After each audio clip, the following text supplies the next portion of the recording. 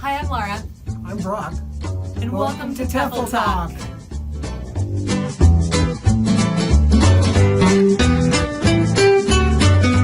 Hi, and welcome back to TEFL Talk. This is episode 2, and I'm so glad that my co-host Brock Brady has joined me again for this very exciting episode. And I'm pleased to be invited back. Excellent. So today we are talking about student-centered teaching. Now, Brock, this is something that I have heard about over the years, and I'm wondering, is it worth all of the hype? Yes, it is. Of course, now, student-centered teaching is a little bit like kittens. It's hard to be against them. And consequently, if you talk to almost any teacher, they'll say, oh, yes, I'm very student-centered. But then if you have an opportunity to observe their class, it's like, where's the student-centeredness? Can you just briefly explain to me what isn't student-centered teaching? Not surprisingly, it's teacher-centered teaching, where the focus is on taking care of the teacher, keeping the teacher as having the center of attention, the teacher having the control of what's happening.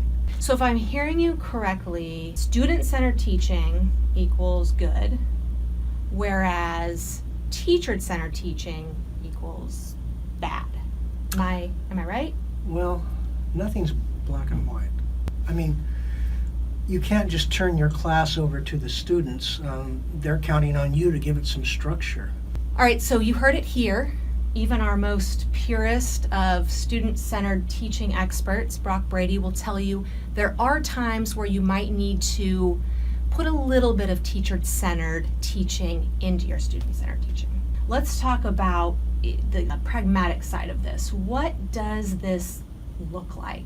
Well, one of the first things we might want to do is to help all students participate.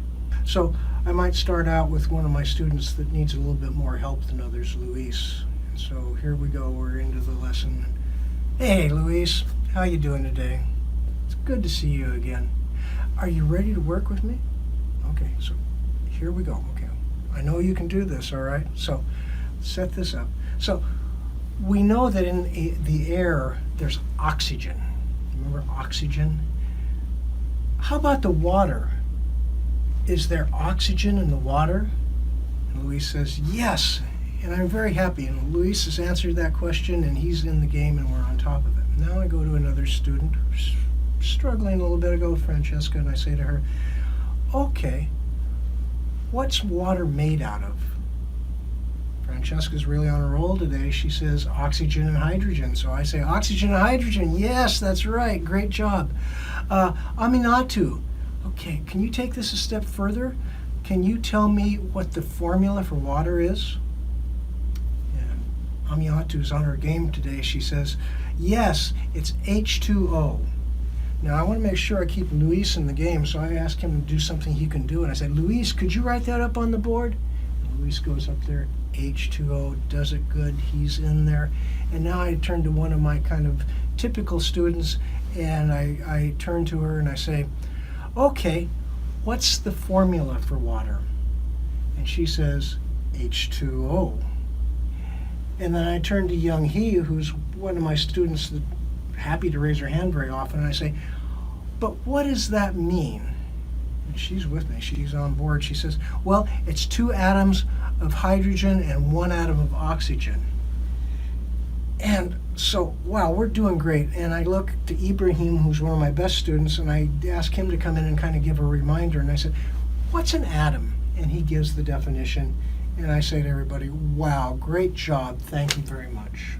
I love this example. I love what you did. You kind of walked us through how you can take a classroom full of students at different levels and really meet them where they are. Can you do the same thing with number 2 on our list? Number 2, let's see, that would be help all students feel acknowledged and respected. When you're juggling the content of the class and trying to stick to your lesson plan and making sure that you're not running out of time and making sure that all the students are participating and nobody's goofing off, sometimes you can just forget about the people and the personalities that are surrounded with you, and the students may be working as hard and with as much goodwill as you are, but it's great if you can help them know it. I would love to know how that feels. Okay.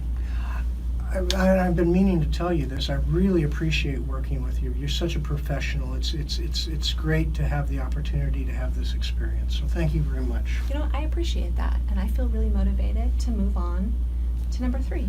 So the next one is help promote a sense of shared responsibility. If you give students responsibility, then they feel more empowered, they feel more engaged. And it's not hard to do. It can be so simple as asking, oh, Tony, could you help Lisa find page 47 in her book? No, you could have said, Lisa, turn to page 47, but you wouldn't have been getting the participation. What a lot of teachers do sometimes is that they, at the beginning of the class, they work with the students to together come up with what the class rules are. Yeah, I like that. Taking some of the weight off the teacher while also empowering the students. I think that's great. All right, what's next? Make lessons meaningful. Sometimes the students don't know why they're doing what they're doing, and it can be particularly the case when you're learning a language. You may not understand a lot of the terms and everything. And for example, let's imagine that the teacher gets up in front of the class at the beginning of class and says, okay, students, today we're going to learn about the simple present. Well, I can almost guarantee you there's going to be many students in there going. So let students know why this is worth using up their time on. Tell the students what they can do with it. Tell them, today we're going to talk about things that are always true. We're going to talk about facts. And then they'll have a sense of, oh, well, there's a point to this. I can do something with it afterwards. So making sure that students know why they are doing what they're doing and how that's meaningful for them, how it will help them. All right, well, we are ready for the last one. Yes. So the last one is being a guide on the side.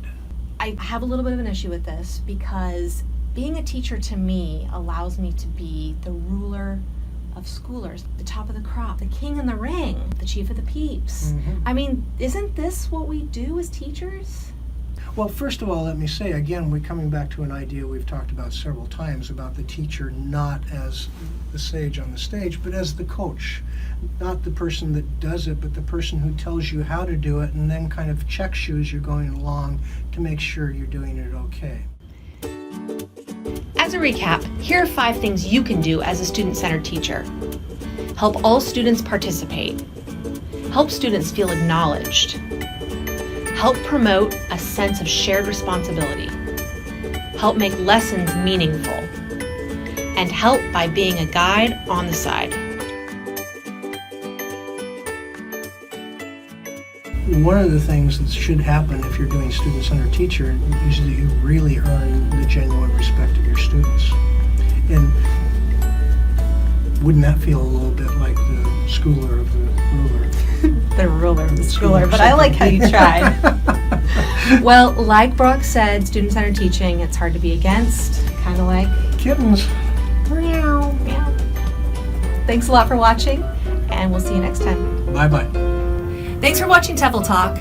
If you want updates on new episodes, be sure to subscribe. Do you have a great idea for a show topic?